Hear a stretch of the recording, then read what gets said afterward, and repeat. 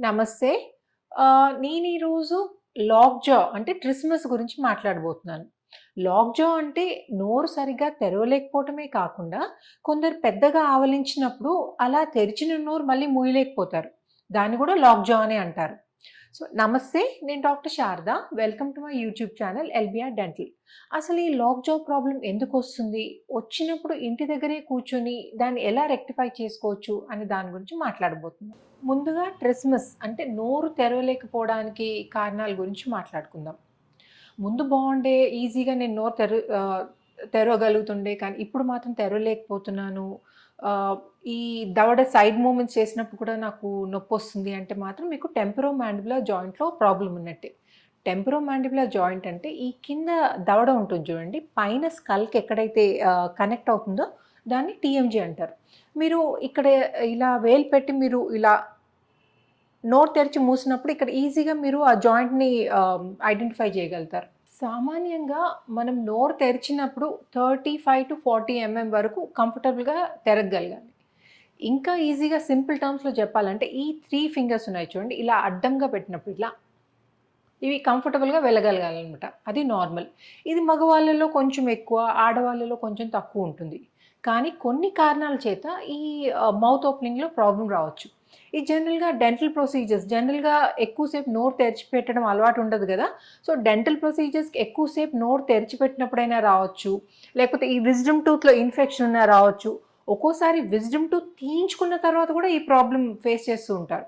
And ఇదే కాకుండా కింద దవడ పళ్ళకి ఆహ్, ఆహ్, తీయాలంటే ఒక బ్లాక్ ఇస్తారనమాట ఇక్కడ. ఆ బ్లాక్ ఇచ్చినప్పుడు ఒకవేళ ఆ ఇంజెక్షన్ గనక బై మిస్టేక్ ఏదన్నా మజిల్‌లోకెళ్ళిందనుకోండి, అప్పుడు కూడా ఈ ప్రాబ్లమ్ రావచ్చనమాట. ఇవన్నీ టెంపరరీ ప్రాబ్లమ్స్ అనమాట. కొన్ని రోజులుండి మళ్ళీ దానంతట అదే రెక్టిఫై అవుతుంది. ఇవే కాకుండా అంటే డెంటల్ రీజన్సే కాకుండా హెడ్ అండ్ నెక్ క్యాన్సర్ ఉన్నప్పుడు ఆ ట్రీట్మెంట్ ప్రాసెస్‌లో గూడా మీకు ట్రిస్మస్ రావచ్చు. లేదా కొన్ని మెడికేషన్ సైడ్ ఎఫెక్ట్స్ వల్ల కూడా రావచ్చు. అంటే ఇది యాంటీ డిప్రెసెంట్స్ తీసుకుంటారు చూడండి వాళ్ళకి కూడా రావచ్చు. అండ్ మెనింజైటిస్, టాన్సిలైటిస్ లేకపోతే ఏమన్నా యాక్సిడెంట్ అయినప్పుడు ఇక్కడ లేకపోతే పెద్దగా ఇక్కడ దెబ్బ తగిలినప్పుడు గూడా ఈ ట్రిస్మస్ ఫేస్ చేయొచ్చనమాట. మీకు ఇంకా క్లియర్‌గా అర్థం కావాలంటే దీని గురించి మన కింద దవడలో వెనక కాండైల్ అనే పార్ట్ ఉంటుందండి. అది పోయి పైన టెంపోరల్ బోన్ అయితే ఉంటుందో దాని సాకెట్‌లో కూర్చుంటుంది. సీ ఇక్కడ ఈ మాండిబుల్ మోడల్ చూడండి. ఇది కాండైల్ అనమాట. ఇదేం చేస్తుంది పైన టెంపోరల్ బోన్ అని చెప్పాను చూడండి. దాంట్లో పోయి కూర్చుంటుంది. సో, యాక్చువల్‌గా ఇదేంటంటే ఇది కాండైల్ అనుకోండి. ఇది టెంపోరల్ బోన్ అయితే ఇలా రొటేట్ అవుతుంది. ఇలా రొటేట్ కావడమే కాకుండా మనం బాగా తెరిచినప్పుడు ఈ సాకెట్‌లో నుండి బయటికొస్తుంది. ఓకే. మళ్ళీ మూసినప్పుడు లోపలికెళ్ళిపోతుందనమాట. అండ్ అదే కాకుండా సైడ్ మూవ్‌మెంట్స్ చేస్తాను చూడండి. అప్పుడు కూడా ఈ సాకెట్‌లో నుండి బయటికొచ్చి మళ్ళీ ఈ రెస్టింగ్ పొజిషన్‌కి పోయినప్పుడు ఇలా కూర్చుంటుంది. అర్థమైంది కదండీ! ఈ సాకెట్‌లో రెస్టింగ్ పొజిషన్. అండ్ బాగా తెరిచినప్పుడు ఈ సాకెట్‌లో నుండి బయటికొస్తుంది ఇలా. మళ్ళీ లోపలికెళ్తుంది. మనం సైడ్ మూవ్‌మెంట్స్ చేసినప్పుడు కూడా ఇలా బయటకొస్తుందనమాట. సో, ఈ సాకెట్‌లో ఈ జాయింట్ అండ్ ఇక్కడ దీని దగ్గర లూబ్రికేటింగ్ కార్టిలేజ్ ఉన్నందువల్ల అది మన పని అంతా ఈజీగా జరిగిపోతుందనమాట. అంటే తెరిచినప్పుడు, మూసినప్పుడు ఇది ఈజీగా స్లైడ్ అయ్యి మళ్ళీ లోపలికెళ్తుంది.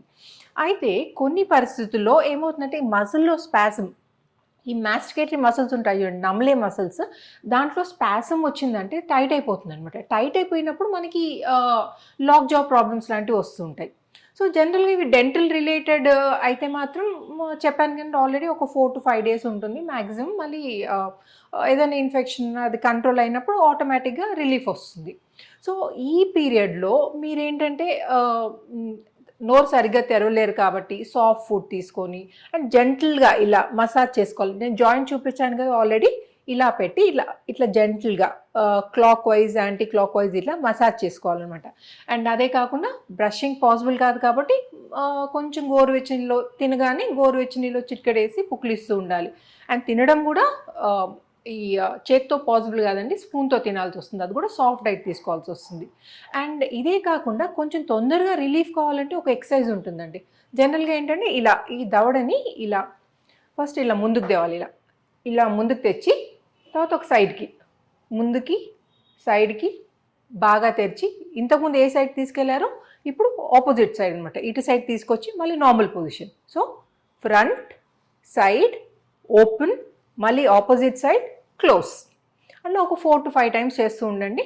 అండ్ ఇంకొకటి ఈ కాపడం వల్ల కూడా బాగా డిఫరెన్స్ వస్తుంది. అంటే కొంచెం టవల్ ఏదన్నా వేడి నీళ్ళల్లో పెట్టి మళ్ళీ దాన్ని పిండేసి కాపినా గానీ మీకు చాలా తొందరగా డిఫరెన్స్ వస్తుంది. అయితే నేను ఇప్పటివరకు చెప్పిందంతా నోరు సరిగ్గా తెరవలేకపోతే చేయాల్సిన ఎక్సర్సైజెస్ అండ్ ప్రికాషన్స్ అనమాట.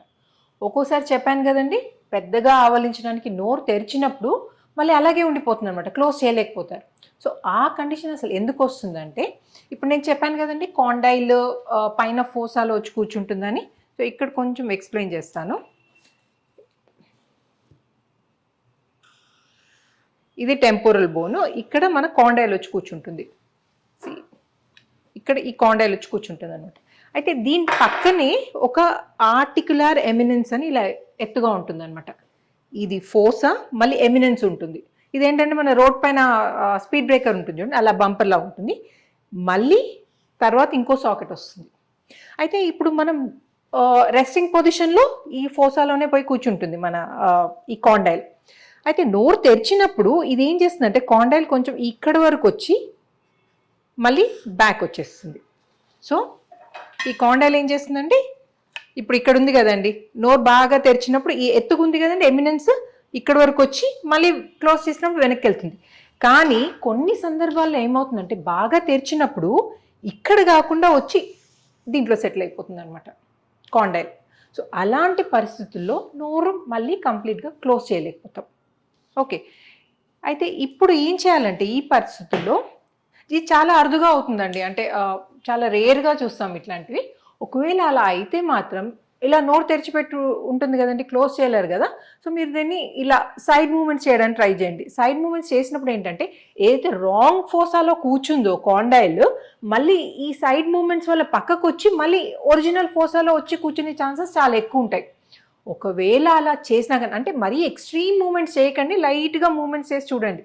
ఒకవేళ కూర్చుందంటే ఓకే, వెల్ అండ్ గుడ్. ఒకవేళ అలా చేసినా కానీ మీకు అడ్జస్ట్ కావట్లేదంటే మీరు దగ్గరలోని డెంటిస్ట్ దగ్గరికి వెళ్తే ఒక్క నిమిషం పనియండి, ఎక్కువ కూడా పట్టదు. ఏదైతే రాంగ్ సాకెట్లో కూర్చుందో ఇప్పుడు కింద దవడని ఇలా పట్టుకొని కొంచెం ఇలా కిందికి బెండ్ చేసినప్పుడు ఏమవుతుందంటే ఏదైతే రాంగ్ ఫోసాలో కూర్చుంది కదా దాంట్లో నుంచి డిస్లాడ్జ్ అయ్యి మళ్ళీ మేము ఇలా వదిలేసినప్పుడు వెనక దాంట్లో పోయి కూర్చుంటుంది. Just 1 minute job. కానీ నోరు తెరిచిపెట్టడం, అంతసేపు తెరిచిపెట్టడం చాలా ఇబ్బందిగా ఉంటుంది. కానీ ఈ లాక్ జా గనక డెంటల్ రిలేటెడ్ ప్రాబ్లం కాకుండా వేరే ఇతర రీజన్ వల్ల కనుక వచ్చుంటే ఫస్ట్ అండర్లైన్ కాజ్ ఏ రీజన్ వల్ల అది వచ్చిందో అది ట్రీట్ చేసుకొని తర్వాత దీనికి ఎక్సర్సైజెస్ అవి చేస్తే మీకు రిలీఫ్ ఉంటుంది.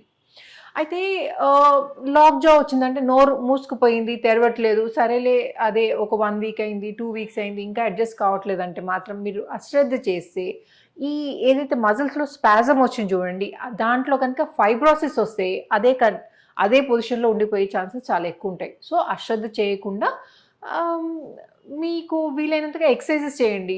జా ఓపెనింగ్ ఎక్సర్సైజెస్ ఉంటాయి, నేను ఇప్పుడు ఎక్స్ప్లెయిన్ చేశాను చూడండి, ఆ ఎక్సర్సైజ్ చేసినా కానీ మీకు రిలీఫ్ ఉంటుంది. ఎక్కువ ప్రాబ్లం ఉంటే మాత్రం మీ దగ్గరలోని డెంటిస్ట్ని తప్పకుండా కన్సల్ట్ చేయండి. సో ఇదండి నేను లాక్ జా గురించి చెప్పదలుచుకుంది. ఇది కనుక మీకు ఇన్ఫర్మేటివ్గా అనిపిస్తే please like, share and subscribe. Thanks for watching. నమస్తే.